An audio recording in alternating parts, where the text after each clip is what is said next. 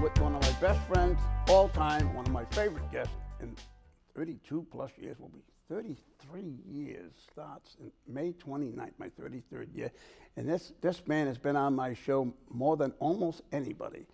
And that is my good friend, retired, I wish he wasn't, but retired Adjutant General of the Rhode Island National Guard, Reggie Centracchio. How you doing, buddy? Good to be here. Nice to see you. Going on 34 years. Is it really? Yeah. Wow. Yeah. That's You crazy. don't look a bit different than you did. Really, huh? Yeah. How's your eyesight? Pretty bad. Pretty bad. I figure it must be. Speaking of how's Linda? Linda's doing excellent. Thank she? you for asking. She's got a clean bill of health. It's well over her 5-year period, and she's doing well. So very thankful, and prayers work. They do. They do. They do. For most, unless they're for me, because they just don't work for some reason. Well, you're not praying to the right guy. Oh, there's a special guy. Well, that guy's only one guy. There's only one guy. So I like the jacket, by the way. Thank you. You I raise never your got one of them. Well, raise your right hand. I can get you one tomorrow. Really? Yeah. But you got to go on active duty and all that stuff. Yeah, they'll never take me. That's for sure. I'm broken. I'm so broken down. It's unbelievable. Actually, this is an Air Force jacket. It is. And, when I retired, the Air Guard gave me one. And Oh. I got one from the Army also. And, when you're the Adjutant General, you're in command of both of them. So I can wear whatever I want. Wait a minute. You got two jackets, right? Yeah. What size? I can't tell you that. You probably want it. And it's a different one. It's an Army jacket. Yeah, I know. This is Air Force. Yeah. Yeah, one says Air Force, the other one says Army. I also have one from the Navy, too. Oh, now you're rubbing it in. Yeah. Now you're rubbing it in. The Navy's a good one. Big collar and Oh, yeah, it's a Flight puffy jacket. jacket. Yeah, Yeah. it's a good one. Oh, what's a pilot's jacket, right? Yeah. Those are nice. Yeah. Except I don't like something close to my neck like that. Well, when it's 15 degrees and it's below Okay. zero, it's pretty nice to have. I agree. Yeah. Oh, and the Navy's the one that has their boot camp is in up there in North Country, up there in Minnesota, isn't it? Isn't it Minnesota or Michigan? It's I can't remember the name of the place, but it's cold. Great Lakes. Great Lakes. Yeah. Great Lakes. Yeah. Yeah. Yeah, that's pretty cold up there. I know they have one down south too, but that's the north. That's the one that everybody from this area seems to end up. And they go, "Oh my God, what did I get into?" I got my grandson right now, who's in South Korea with the Army. Oh wow. He joined a couple of years ago, and so he's with one of the brigades out there, right just below the DMZ, and he's doing well. So he's in charge of a mortar platoon. He's not too close to the DMZ, is he? Well, yeah, pretty close enough, because they do see transactions back and forth. That happens almost every day. You mean bullets flying back and forth? Yeah. We don't shoot them, but they shoot over. Right. And I'll tell you. In the last couple of months, they destroyed several bridges coming in from North Korea into South Korea. And Who destroyed them? The North Koreans? North Koreans, yeah. They do stuff like that just to see if they can irritate somebody. And all it would take is Takes just one accident, one non-intended shoot action, a major or colonel or somebody, and all hell would break loose. Well, anybody. Or anybody, shoot, yeah. Shoot a private, same thing. Right. So but he's having a good time. He's there until July, I believe. Then he'll be coming back to the U.S. Doing good kid. Good. How old is he now? 20? 21. 21? Yeah. How long were you active? I joined when I was 17, and I put in 42 straight years, 43 straight years, and I retired for 3 years. Then the governor called me back to be the tag, and I stayed there a little over 10 years. So within the 48-year time frame, I put in that going in from I was basically a junior in high school when I joined. Yep. And when I graduated, I went on active duty, went into a missile site and stayed there for quite a while, and eventually. You were in a missile site? Yeah. Well, there were They 5 ever let sites. you out? No, That's what happened to They you. didn't launch me. They didn't launch you. What missile site? Where was that? There were 5 sites in Rhode Island. Oh, here, locally? Yeah. Oh, I know the one in Bristol, because I went to Roger Williams College when it was a college. Right. And that was a missile site when it Right. was There were deactivated. 5 missile sites, 3 were conventional and 2 were nuclear. Right. North Smithfield and the one at Bristol had nuclear capability. The North Smithfield's Pound Hill Road, right on Yeah, Pound Hill Road, I right? commanded that one. Oh, you did? Yeah, I was commanded familiar that. with that. I had a friend who lived right on Pound Hill Road. It's, and then Oxford Road was where the controller radars were. But down below on Pound Hill Road was the launch area. And we had dogs that went around that. It was, How many, they have one silo? No, 3. There were 3 magazines. 3, wow. Yeah, with so many missiles in each magazine. Right. right. Can't tell you, I have to Got get to you. kill me, yeah. How about the Bristol? How many in that one? Same thing. Yeah. But where the college is right now, where the university is, that was the launcher site. And that was where they stored them beneath the ground. Yeah. And so I used to go back and forth to that. What we call a hot battery, you had to be hot, ready to go within 5 minutes. And so when you had that responsibility, something perhaps went wrong with your radar or something like that. You had to go physically from there to Bristol and vice versa. And it was all underground, huh? All the way? Oh, no. From Bristol to Smithfield. Those are moles. Those are- Well, it was a good, and then they shut the entire system down. In Right. When did they, what year did they 71. deactivate? 71. That's when I graduated from Roger Williams. Yeah, So it was active when I was there. yeah. No, No? it was, they shut it down in 71, so it wasn't there. But the Roger Williams was a different positioning. Yeah. It wasn't where it is now. Oh, no, the building. I mean, there was no buildings there when I was there. Yeah. It Well, was- that's my alma mater also. yeah. Yeah, I graduated from that in What year? 1989. Oh, you're a baby. I graduated from in 71. We were the second graduating class out of the new school. Because when first 2 years I was at Roger Williams, they were building that school, Yeah. that campus. They had just destroyed the underground silos or magazines rather. Right. And then they started to build that. So that's really where the footprint of the launcher site was, where the building is now. And up on the hill, where they have the museum, the Heffenreffer Museum, Yes. that's where the radar was. You had to have 3 miles distance minimal between the launcher site and the radar. And the reason for that is when you physically launch the missile goes up and the radar has to keep up with it. Right. So if it was too close, it wouldn't be able to stay with it. So 3 miles up, and that's the way it was all over the country. That's 3 miles apart from there, is it? Yeah. So that's the story of the missile sites. It's the story of the missile site in Rhode Island. Now you know, folks.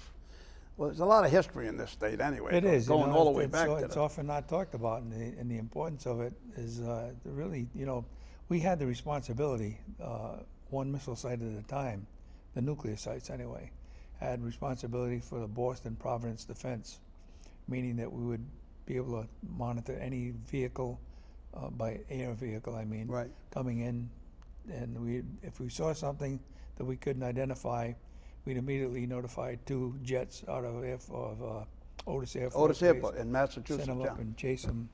And many times it was a Russian aircraft that was coming in to test how close they could get. Right. Right. And then they go and push them back out. Now, is the distance 12 miles or 200 miles? What is it? What, for the effective range of the missile? Yeah. No, not the range of the missiles. I think it's 200. Our border. I think it's 200. 200 miles? Pretty sure it is, yeah. Because I often wondered that. I remember back in the 60s, early 70s, where the Russian trawler, the fishing boats, they'd have the factory boat out there in the water, and then they'd send out their trawlers, and they'd take up all our fish and bring it back to the factory ship. Yeah. And they destroyed the fishing industry, or nearly destroyed the fishing industry. I know one thing. We used to catch menhaden all the time, and menhaden are the bait fish for the blues and whatever. You still can get the menhaden, but you couldn't. Remember the fish called squeteague? Remember that fish? I remember it vaguely, yeah. Squeteague was also, because squeteague was obviously, a lot of things had Indian names around here. Squeteague was, they called them the saltwater rainbow trout. very beautiful fish, very colorful fish, and also known as weak fish, W-E-A-K fish. And they were great to catch and great eating. And we used to catch them frequently. You'd going out for bass, you'd end up catching one. You go out for blues, you catch one. You know, you could almost always guarantee one of us would catch a weak fish or a squatee in the 60s and 70s. After that, all of a sudden in the late 70s, they were saying that the Russians didn't use conventional nets. They used nets that they were steel nets, and they would drag, and the bottom of the net was weighted, and it would scrape the bottom and not only take the fish, but take the habitat. So after the 80s, you couldn't find a squatee. And to this day, very infrequent that somebody catches a squatee and or a haddock. You don't hear anybody catching haddock around here. They catch bluefish and they catch striped bass, but not haddock fish, and not even cod unless you go on a deep sea fishing trip to Cox's Ledge. And even at that, they're not catching them like we used to catch them. I mean, I think, you know, everything has a cyclic scenario to it. You know, we might see a large amount of blues at one time and perhaps haddock at another time. Then they seem to migrate. Then they will come back. Yeah, but I've been waiting since the 80s. You old enough to fish now? That's 40 years, yeah. Are you old enough to fish? Yeah. Well, I went out fishing this fall. I caught nothing. we're not using the right bait. But a fractured knee. I got a fractured knee. Stepping on the boat. But yeah, you got pneumonia. yeah, pneumonia. and I was scheduled to go. I had my flight scheduled to go to flying into West Palm Beach, and I was going to go to the air show was scheduled down in Florida, in Stewart, Recently? Florida. Huh? What, recently? When? Last November. It was scheduled for, I don't know, early November. And it was all scheduled to go. I contacted the air base, and I mentioned when I sent them a letter asking for fresh credentials for it, the guy answered right away. He said, somebody answered right away, and the guy that answered obviously knew me. He said, not knew me personally, but knew me from the air shows in Rhode Island. He goes, oh, we know who you are. We'd love to have you down here. I mean, really, it was really nice. It was all set. They give me press credentials for all the events and everything. And 5 days before I go, I fractured my knee. The knee that's been replaced 3 times, which was scheduled to be replaced the 4th time because it became loose. But instead of having a knee, I was going to have the knee replaced after I came back from the air show, but none of it happened. The air show didn't happen. The knee replacement didn't happen because this knee fractured, and I was in a wheelchair for 9 weeks. It's not good. Not good. And it still hasn't been replaced, by the way. The fracture has healed, but the knee has not been replaced yet. So you're going to have to replace it again, actually? Oh, yeah. I got a brace on now. I got a brace on like this. Yeah, I've had no luck. University Orthopedics did 2 meniscus operations on this. Then they did 2 knee replacements. One ended up being infected, as you know. You come and visit me in the hospital. It got infected, and I spent 86 days of recovery between the hospital and recovery center. Wow. And it would have been longer, but I ended up signing myself out. I couldn't take it anymore. I survived that, and I ended up having the 3rd knee replacement done by a doctor in Massachusetts, who you met, I think. Didn't you meet him at the when I was inducted into the Rhode Island Hall of Fame? I think you may. I'm not sure of the. I think I did. You did. I'm sure you did. He was a Navy guy. He was a. Yeah, in fact, I'm not sure it was the same one, but I had a Navy guy do my ankle. I broke my ankle years ago, and he was in the Navy, and he became a surgeon. I'm not sure if he was part of a hospital group or individual or what. But anyway, later on, years later, I ran across him again. He said, "How's your ankle?" You got to be kidding. It had to be 25, 30 years ago. Wow, and he remembered. Yeah. Good stuff. Now, what are we going to talk about? Let's talk about what happened last week, That's the reason why I even invited, one of the reasons I invited you to come back on. I said, who knows better than Reggie Centracchio? Nobody. Nobody. So Lewinsky goes to the White House, meets with the president and the vice president, and all of a sudden, all hell breaks loose. What happened and why? Okay. You have to understand why he came to the White House to begin with. Looking for money? No, No? no. What was he They looking had for? already put together an agreement that the United States could participate in the rare minerals that they have Oh, right, yeah. in Ukraine. That was the reason he came here, to sign that agreement and obviously continue on with looking at further scenarios to end the war. So there were two things that he was here for. One was to sign Sign the something that agreement. was already in place. Yeah. This meeting they had with the media was intended to announce that and to give an opportunity to ask questions about it. Well, when the media was there and Zelensky came out with the president, they started to talk about it, and all of a sudden, Zelensky changed the criteria that it would take to have him sign that document. Oh, And see, I didn't get and that what he from wanted was security. Now, security means, right down to the bare meaning of it, that means U.S. troops. to Would- guard the would people that are, No, would intervene in protecting Ukraine. That would be the ultimate security. Now, that's his interpretation. That was always off the books. We gave Ukraine billions of dollars, and that money went not only to the equipment but the munitions and so on and so forth. It's impossible, even if they gave them continuing munitions and hardware, they cannot beat Russia in a physical war. It's obviously, impossible. no way, no way. Right. So what they're looking to is to negotiate with Russia, and people criticize the president from talking to Putin.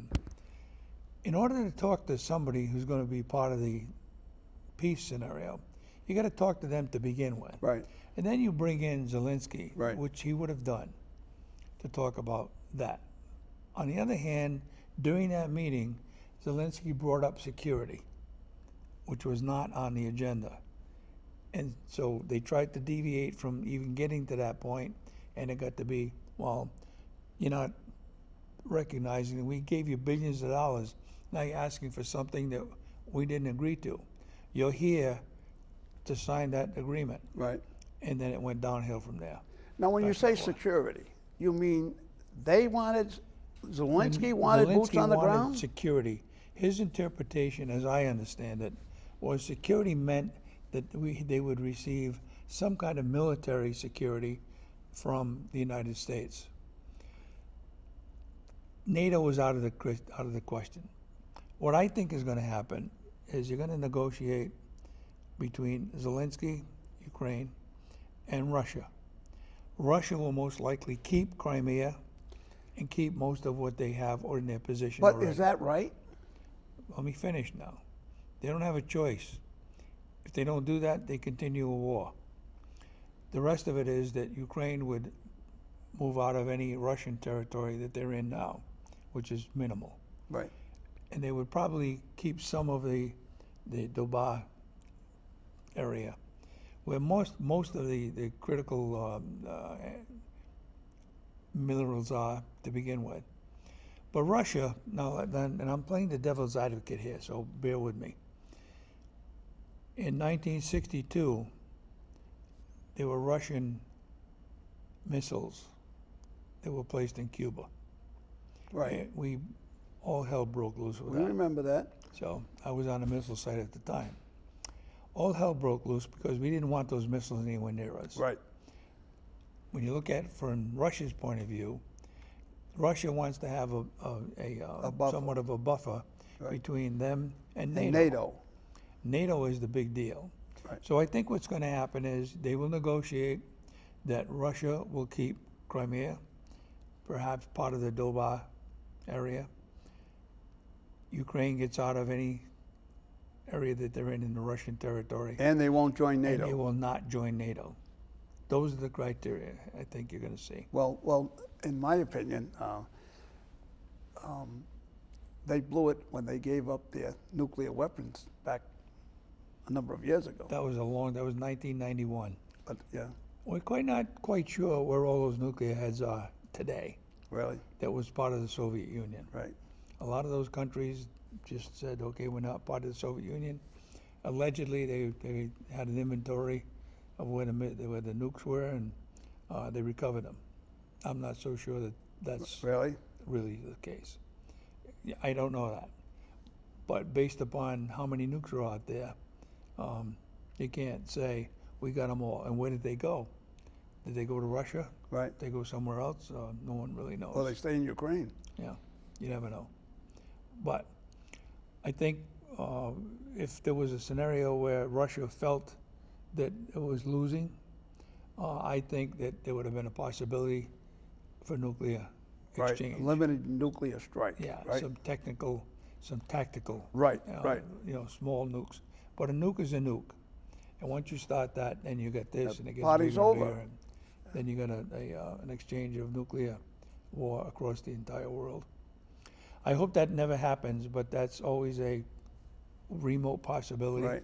Right. But Zelensky, in the last day, came back and said, He's agreeing now, I right? agree that it was a bad time to do this, but I don't want to continue with this, and I'm ready to sign.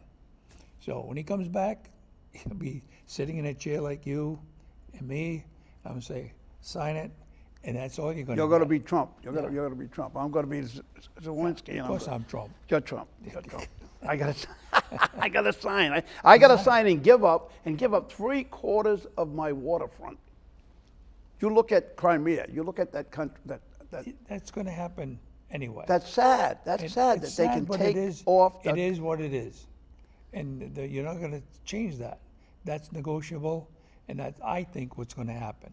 Now, if they keep the rest of Ukraine, that's going to be a challenge too. You mean the whole country? The Ukraine itself. Right. Russia will probably say, okay, you keep the rest. And Yeah, we got all the good stuff. You can but keep they the rest lost of a lot of young troops in Ukraine, it. Yeah. and they don't have a real good base to rebuild what they've lost. The rest of the story is who's going to rebuild Ukraine, Right. and I hope that's not. Us. No, I hope. Well, that's what the possibilities there. Yeah, of course. But I'm hopeful that the European nations would come to the rescue. and- Chime in. Yeah, do their probably part. 20%. Yeah, something like that. Yeah, that's always the way. Or maybe even Russia. That might be part of the deal. I don't know. But if you're saying, okay, we're going to do this, you need to do this. Now, Right. Trump is a negotiator. Because what has Russia given up in this whole deal? What's given up? It's given up a continuing war and depleting its whole economy because it's on a wartime basis now for their Right. economy. And their economy is hurting. That's right. And they don't want to continue that part because they know they can win, but they'd lose Right. economically. Yep. And so I think that's really what's in the balance right now. But in the meantime, we also have several other things going on in the Mideast. Well, we're going to get to that, but Yeah. I'm still on this But it's all Crimea. the same. Huh? It's all the same. What we're doing is depleting our resources to look at taking care of Ukraine, Right. taking care of Israel, taking care of all of the other things, the Taiwan scenario, South Korea, all those things are Taking. looking at our resources. Right. And you got to be real careful that we don't ever get into another ground war. And that Okay. would be a possibility if Right. we Right. didn't take a strong action with understanding what we're going to do with Ukraine. Because I look at Ukraine, I look at Russia. I've been to Russia a couple of times. You been there? No. You never been to Russia? How'd you get out? What? How, How did I get out? how'd they let you go? I was there just after they broke up the Soviet Union, a couple of years after they broke up, what, 92, 91, 92? 91. 91. I was there in 95 and 96, I think. And I was shocked. I was surprised that they were more backwards than I thought they were. They didn't have, even at the airport, they claimed to have the biggest airplane in the world. it was a 6-engine or 8-engine plane, and it was broken down at the end of the runway. And they had a whole bunch of, it looked like a graveyard coming in. You see the side, off to the side, just all the planes that were broken down over there, the MiGs and stuff. They were. In fact, what did I do to a MiG in What? in Hungary? What did I do to a MiG in Hungary? What did I do? What did I put on a MiG in Hungary? You Do you remember? put Bob's Big Adventures, or That's Bob right. and I Howard put one of my Bob stickers right on on a sticker. right on the dog side of it. too. Putin's still wondering who I am over there, Yeah. Well, we've had this argument every time we get together. You did it on the MiG. No, and you don't put blame me for the. and you did it on the I dog. did not do the dog. Yes, you did it on the I dog. did not do it on the Who dog. did? Huh? One of your guys. No. And blame me. Anyway, I just think it's where's the world caught in this whole thing? Because Putin could never retire. Because he retires, they're going to get him. They're going to get him. The world court's got to go after Hague's going to go after him for his war crimes. Don't you think? Very seldom have I seen anything that's come to fruition, with the exception of World War II, when they tried all the Nazis, right? leaders. SS. They even suggested that the leader of Israel, Right. Netanyahu, Right. is a war criminal. Now, that couldn't be further from the truth. What you're looking at is the entire world is being tested as to how much we're going to do to retain our ideologies, both as from the Israel point of view, Islamic point of view, the Russian point of view, the Chinese point of view, and all the other things that are just squeezing the ability to do something with common sense in it. Everybody has to exist, and to let someone else exist the way they want to is the key to it. But that's not the case. Every time, this has been going on for thousands of years in the Mideast. I don't ever think we'll ever solve it militarily. It's almost impossible. Right. But there is a possibility that you can talk to each other and exist like they have for many years. If you get rid of the terrorist groups, which is backed by Iran, that might work. Hamas has got to go. Hezbollah's got to go. And all the other small terrorist groups are still in place. And Well, you I'd got all also of them go in so far to Africa, say though. that there are here in the United States still. Right.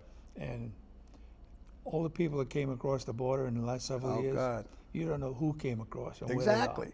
That was my big thing about letting people come across the border. You have no accountability. Yeah. If you don't know who they are, and even just forget anything else. How about the measles? Look at the measles outbreak in Texas. Yeah. You think that isn't because of those people coming And across you the look at border? what, well, I'm not sure about that, but the people who did come down with measles, the majority of them were not inoculated to begin with. Right. That's a problem. If you look at it and you say, oh, I'm not going to get them, okay, that's okay for you, but you're passing it on to somebody else. Yeah, you got your kid going to school with other kids. So that's an area that I think We we'll all have got to- the chop. I got mine. You got yours. I got mine. A little chop. If you don't know it, folks, if you're what, younger than 40, I guess you probably don't know it. Not younger than 30. Well, that was for smallpox. Well, they did everything. They did. Yeah, smallpox, and you got this shot and that shot. Yeah. When I went on active duty, what you did, you got right down to your skivvies, Right. and you had 2 doctors on either side with needles for each arm. Okay, go to the next station, some more needles. So they didn't leave anything out. And I Well, you think had that's- malaria and you had all those other things. You had. I think that there are some people that are trying to tie in with inoculations with autism and those Right. kinds of things. Right. I'm not sure that there's any linkage there. Maybe so, and they need to look at it. But you just can't make this general rule that no more inoculations because it's not good for you. We're seeing that it is good for you because the measles are going from one state to another now. Oh yeah. And I think it'll come up here pretty soon. Of course it will. Yeah. Absolutely will come up here. I mean, I just traveled to Texas. I could have brought some with me. Yeah. I'll move back. You might get some measles now, even though we both. Must have had the measles when you were a kid. I did. The measles. I had the measles and the mumps, That chicken pox. chicken pox, Yeah. all those good things. Yeah. But because we had the shots, it minimized Yeah. the effect of it, right? So we're on a time schedule, right? We're all right. Let's talk about the Mideast now, and then Taiwan. All right. Taiwan is one of my concerns, big concerns, Taiwan. I've been there. Have you been there? I've been to Taiwan. No, I've been to South Korea. I've been to basically South Korea went through Japan Right. on 9/11. Yep. It's another story. I think I told you before. But the area itself, South Korea is the only place I've been to. When we left South Korea, knowing that there was an attack about to happen, we didn't know it was going to be New York City. We thought it was going to be someplace there. Right. So we were on board a Korean airline, came right south of Japan because there was a typhoon taking place. Then we landed in Minnesota, and we still didn't know why we landed. Oh, They that's put right. all Yeah. the planes down. We're talking about 9/11. Yeah, That's why you right, ended up in Minnesota and you were Yeah. grounded there, weren't Yeah, you? yeah, for a little while. Then, I remembered we talked about that. Then I demanded to get off the plane. They wouldn't let me. I said, I'm getting off the plane one way or another. So the Adjutant General of Minnesota came over and got us off the plane. Only you though? No, my staff. Oh, your But staff. everybody else had to stay on. Right. There And they were must three have of said, "Who's this guy?" Yeah. Well, they were talking in Korean. I didn't know what the heck they were talking about. Really? They kept talking English. They kept responding. No. Yeah. Really? Yeah, then finally let us go. Anyway, let's take Taiwan to begin with. Now, we have a commitment to protect Right. Taiwan. A signed commitment, the treaty. Now, supposing that happens simultaneously with something that happens in North Korea against South Korea, Yeah, they couldn't handle it. We'd be stretched. we'd be stretched very much so. Right? Because you got so many surface craft, got a lot of subs there too. Right. But to get involved in the open war, I don't think that's Wouldn't a good be good. idea. Wouldn't But, be good. we said we'd protect them. What does that mean? On the other hand, the good news is one of the major manufacturers for chips now Right. is moving to Arizona. Exactly. If we can get that to take place here That would be very important. and become the world source for chips, then I don't think China would be very interested in Taiwan to begin with And the world source is Taiwan for chips right now. right now. Right. Very impressed with that country. Yeah. I was there when Tai 101 was still the tallest building in the world. And they treated me unbelievable when I got there. First of all, they flew me over there first class, Taiwan government did, doing a Bob's Big Adventure. And I got a tour of the entire country. We hit every single, it's not a very big country, it's an island. Yeah. And all around the country, I even toured their Navy. They had submarines, but they were diesel powered submarines. I mean, they could be taken over in half an hour by the Chinese if they really wanted to take them over. Yeah. You know, really, they don't have the standing army. There's not that many people over there compared to China, right? I think China is looking to protect its own economy too. Right. And if, in fact, Taiwan is a source for bettering their economy, that's one of the main reasons I think they would want to take it. I'm not sure they would take it because they want it back, thinking it's China to begin with, because that was broken off with Chiang Kai-shek, I believe. Right. Yeah. He moved over there after Right. the revolution. So that was when they split. Bottom line is, that's one scenario. Then you're talking about the Mideast. That's never going to be solved militarily. It cannot be solved militarily. I don't think it's ever going to be solved, period. Well, Because I when think you think of these people killing these young kids, they're without parents because they're killed. These people hate them, hate the Jewish people, Yeah. hate them. You know, when somebody kills your whole family, Well, they're not only hating Jewish people, they hate everyone that doesn't right, conform to what they believe is the application of the Quran, meaning that you're an infidel.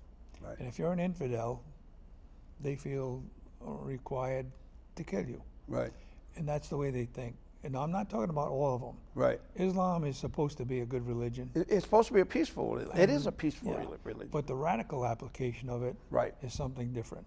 Well, they And flipped it. you got the Khamenei and the mullahs who control all of that. Iran is there It has a government, but it's not controlled by the government. No, the Controlled religious by sector controls that community. country. And that's exactly what's going on. If you can somehow change that scenario, the people of Iran are beautiful people. Right. I've not been there either. But you ever watch, was it Rick Steves?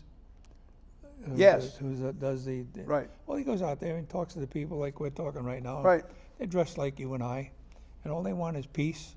They want to be able to have a job and take care of their family. Right. All the other stuff that's happening is up here somewhere. But they don't realize that up here somewhere will affect them Yeah. if there's any kind of a scenario.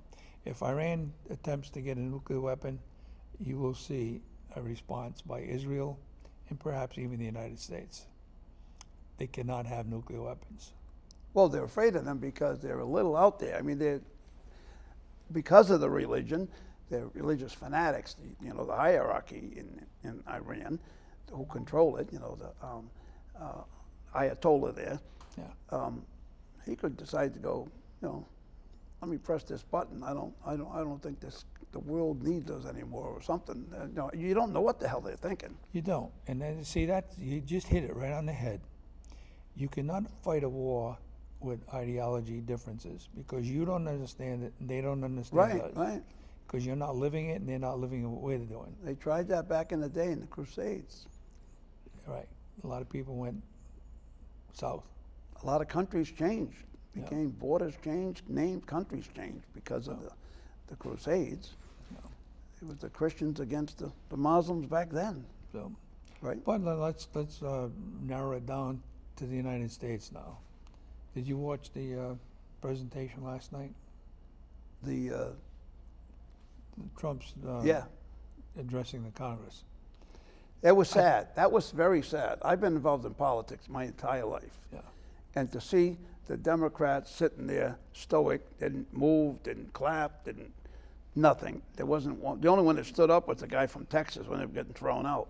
He was the only guy that stood up for the Democrats. Yeah. And he Well, I knew that was going to happen because they had already determined they weren't going to do anything whatever except their happened signs and stuff like that. Yeah. But the thing that bothered me most was that when the president was talking about this young kid who had brain cancer, Yes, the they 13-year-old. recognized him, and the people that were killed, the guy that was killed in when they attempted to kill Trump, that family was there. Right.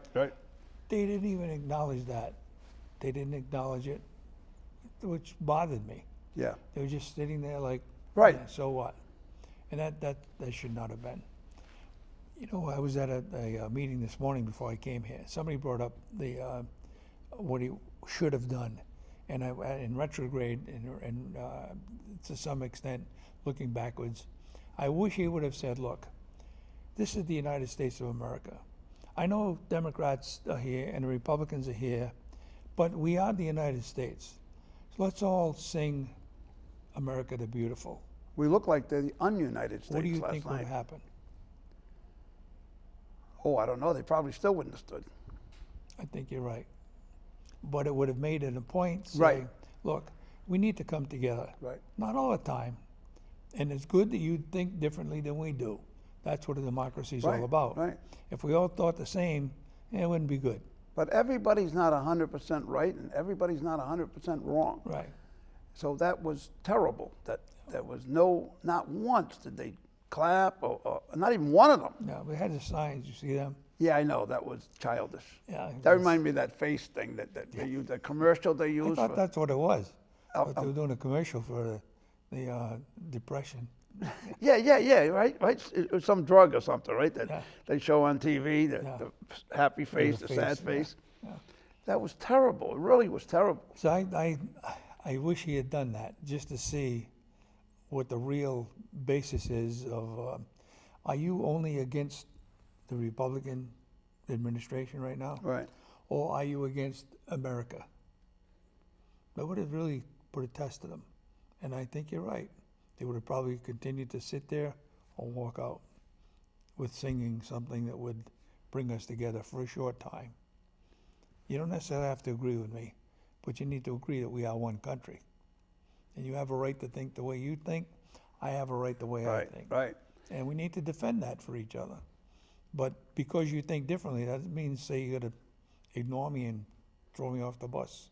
But the whole thing, the entire hour, it's an hour and a half, right? Yeah, The entire time, they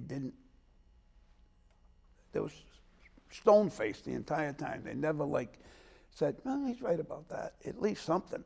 He wasn't right about anything, apparently. yeah. I'll tell you, some of the things he put forward, I hope he's able to do that. I think we're gonna see, a short time, hopefully, that there will be a short rise in prices across the board with these tariffs. But the tariffs were put in, once again, I don't know this, I'm just thinking about it. Tariffs are put in to bring you to the table to talk about how we can get rid of the tariffs. Right. Let's Right. have an even playing board. Don't charge me more Exactly. for what you're producing in Do this you know, country. and I learned this a long time ago, do you know in Japan, it cost double the money for a Chevrolet? To buy a Chevrolet in Japan, costs twice as much as the cost of the Chevrolet.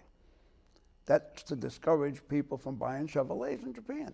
And Japan sells more cars here than any other. Exactly. So Right. we don't have an exchange like that. If you bought a Nissan or something, or a Mitsubishi, Right. incidentally, a Mitsubishi, you know where that came from? That's the company that made the Zeros in World War II. Right? Yeah. So Yeah. here we are, big company. Yep. It's crazy stuff. And I put new tires on my car last year or so. Looking at them, guess where they were made? In Vietnam. So here we lose 59,000 troops, and now we're buying tires from Vietnam. Right. So that doesn't. Oh, everybody has always made it. The Mouse That Roared, the movie, the mouse, or the book, The Mouse That Roared. That was about how the country's going rough, going bankrupt. Just start a war with the United States, and then declare them as a winner, and then they'll rebuild your country. That's what happened with the Marshall Plan in World War II. Right. We rebuilt Europe, Right. and that's what I'm concerned about Ukraine.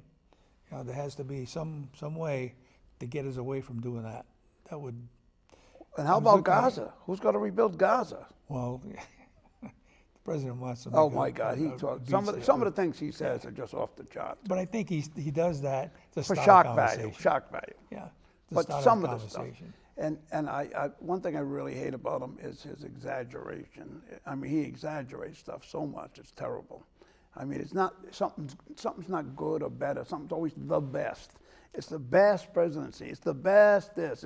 He even put George Washington underneath him last night. He said, well, this is the best presidency. And you know what was second? George Washington. You know what was second? Come on. Yeah, once again, that's who he is. Yep. That's his personality. And you got to understand that. But at the bottom line is, underneath all that, he knows what he's doing. And he's able to work some pretty good deals. So I think this tariff that we're looking at is an ability to have the countries negotiating power, that's what talking that to is. each Yeah, other. yeah. You It take throws away that your out. tariff and I take away mine. Right, exactly, exactly. Simple as that. Because it's not fair. It's not fair. Like even Canada charges us tariffs on goods that we send up there, but we weren't charging them tariffs for goods they sent down here. Yeah. That doesn't make sense. And Mexico's even worse. Yeah. Well, that's what I think. That's what the intention was. Well, I thought that was. Yeah. And I thought that yesterday was the deadline for the tariffs. The day before yesterday was the It was deadline. Yesterday. And I thought he was going to, no, we're not going to do the tariffs. But He did extend it in one case. right. But I think that just gives them more opportunity to come back with, okay, you take your tariff away, this is what we're gonna do. And Right. we can have a level playing field. But if you look at China as an example, you go in this room, I guarantee you, you're gonna find maybe 50% of this inventory was made in China. That's right. And yet, they depend on us buying that to ensure they have a good economy. Right. Well, we're their biggest trading right. partner. So if we stop that, and Right. put a big tariff on it, it's going to hurt them too. Yeah, but you know what they've already done? And I saw this the other day. A big manufacturing company moved to Cambodia, so they're not subject to tariffs. Yeah. Just happened. But he also said that last night.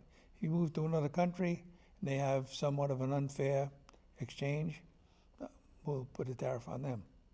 It's just got to make the playing field even. And well, it should be, yeah. And well, it should be fair to everybody. Yeah.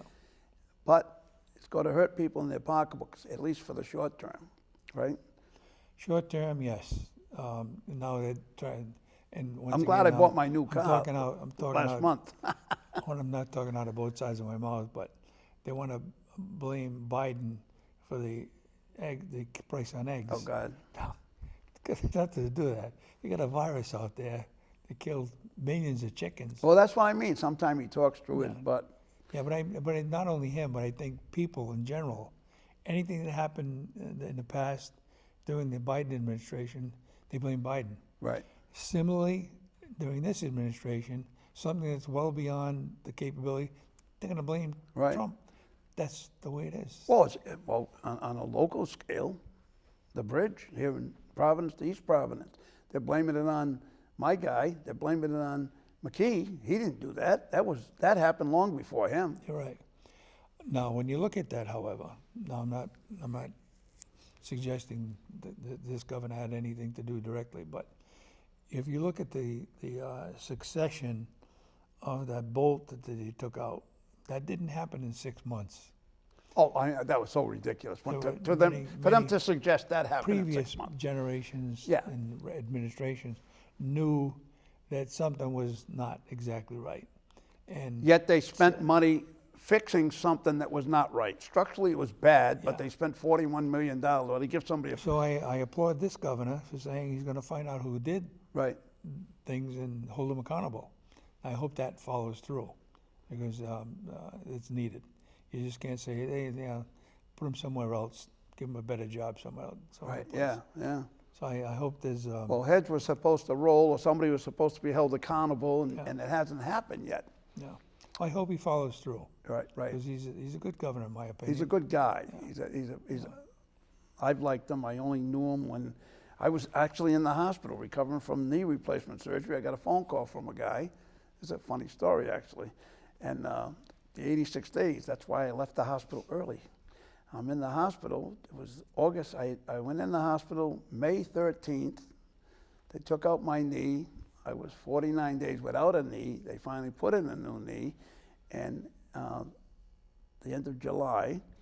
And I got a phone call August 6th. A friend of mine said, Bob, you got to help this guy. I said, who? This guy, Dan McKee. Do you know him? I said, I've never met him before. And I'd never met the guy. He says, I said, why would I help him? He says, because he needs your help. He can't win the primary without your help. I said, yeah, you're blowing smoke up my rear. He goes, no, you can help him win. I said, but again, why would I help him? He says, well, you know, he hired a guy to, when he was the mayor of another town, and he put him put him to work, and he went on disability 2 months later, and now the town is on the hook for years to go. Really? And then he said a few other things, and I said, well, I thought about it that night. Next morning, I left the hospital, and I went to work for him. I had never met him before. I'd never met the man before. I met him a couple of days later, and I went to work for him, and I went around with him everywhere. And he ended up winning the primary, and then, of course, he won the election. You know, there's just probably an additional thing we should talk about, and that's the National Guard. People don't really understand the National Guard. Right. What is it? People think it's a weekend warrior kind of a thing, and it's just a part-time. That would maybe have been the case back in the 40s It and was. 50s. Right now, the National Guard is the Army. Army. And the National Guard is the United States Air Force. Right. They're commingled. Yep. You can't go to war without each other. The difference is the National Guard has a duality to it. It's responsible to the governor of the several states Right. during peacetime. But its primary mission is its federal mission. We get 97% of the money that comes into the National Guard from the federal budget. The balance of it comes from the state, Right. but it's minimal. It's only when you compare it. 3%. Yeah. So when you look at that, 3% for a pretty significant budget. We're talking about the maintenance of the aircraft, talking about the helicopters, you're talking about structures, you're talking about the Quonset expansion and so on. Millions of dollars And salaries. come into the state, and all of the salaries, not all of them, but the majority of the salaries in the Guard are federal money. Right. You have several who are state employees, such as the Adjutant General. The Adjutant General is a state employee paid by the state. But your responsibility is to maintain the readiness of the Guard. Right. The concern here is, we depend 97% of our money. We don't want to be in a position of any large-scale depletion of money that might come to the states to support the Guard. I'll give you an example. During COVID, General Callahan just retired. Right. He did a phenomenal job. Chris Callahan. Chris Callahan did a phenomenal job on handling the COVID scenario. That was all basically a state program that was backed up by some federal money, most of it federal money. But the state had the ability to use those troops with the permission of the federal government. When you do that, you're not using the federal government's assets without repaying them. When you fly a C-130, Right. that comes out of federal money. Right. If the governor wanted to use that C-130, he'd have to get permission to use it, pay for it, and then try to get reimbursed. So the equipment belongs to the federal government. Right. It's held by the state under the what's called the United States Property and Fiscal Office. They're responsible for all the federal money coming into the state. The Adjutant General has the responsibility to use it in accordance with the mission. And I think if we better be concerned about if we start losing any kind of federal money coming into the state. How you going to for the make it Guard, up? You can't make it up.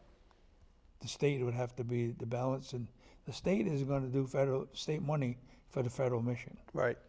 That's So Not in other necessarily. words, if Trump cut back on the money given to the state, not instead of 97%. as an example. I'm not suggesting that's going to happen. I'm Right. just talking about probability and possibility. Right. Right.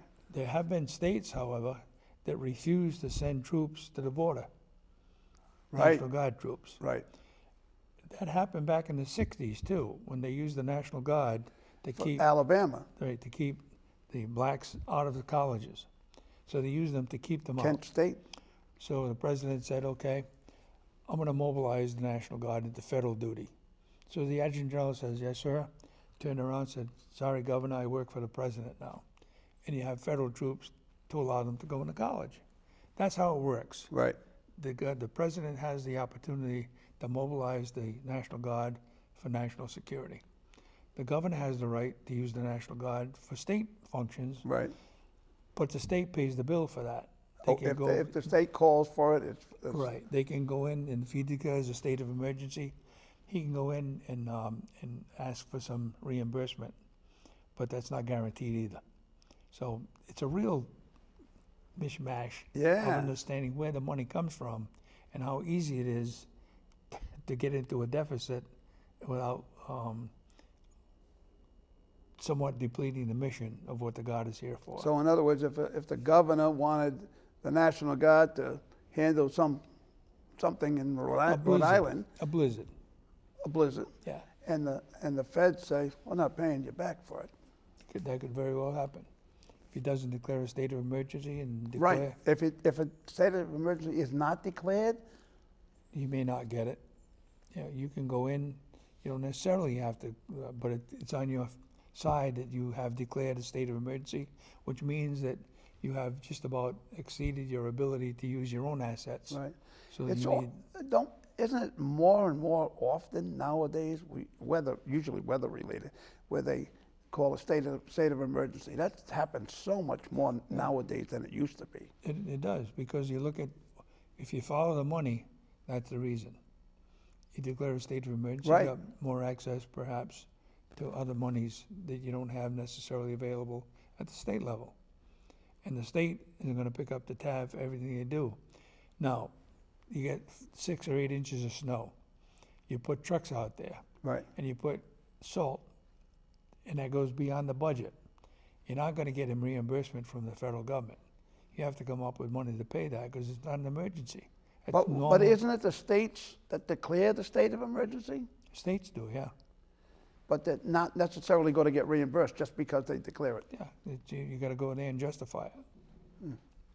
And each state has a FEMA, Right. well, Yeah. emergency management, which I was the director of for a while. And that's a different source for revenue to come in. Right. And they give guidance to the governor about, if you need to declare a state of emergency, this is what we need to do. Have to write up a whole plan and submit it, and hope that you might be eligible to be reimbursed to some extent. Yeah. So, Could be expensive for a state. could be. And, Especially with Trump, with these democratic states, that sanctuary states, they call themselves sanctuary states, he could get really pissed and say, no, I'm not giving you the money Yeah, back. that's exactly right. Now, he talked last night, those facilities in states perhaps, that, he didn't say states, but he said schools, that refuse to recognize Right. no sports for female Right. sports to have males in there. You don't do it, you don't get funded. Yep. He said all funding, but I don't Well, that think just happened meant in Maine. It just happened in Maine where the governor refused to, Right. right, So adhere. she said, I'll see you in court. Right. And he said, I'll see you. Should be an easy one. That's what he said. So bottom line is, a lot of moving parts here. Right. But you got to be careful that the bottom line is whether in fact the state, the National Guard, and all state entities can continue to receive federal money, or else it can't happen. They can very easily take those units out of the state Yep. and put them in another state. You know what? You just spent an hour with Bob there, kid. Is it over already? Well, you're done. No. Did it hurt? Was it that bad? Actually, it did. Hey, look, you know what I got here? I didn't even bring it up. My hat here.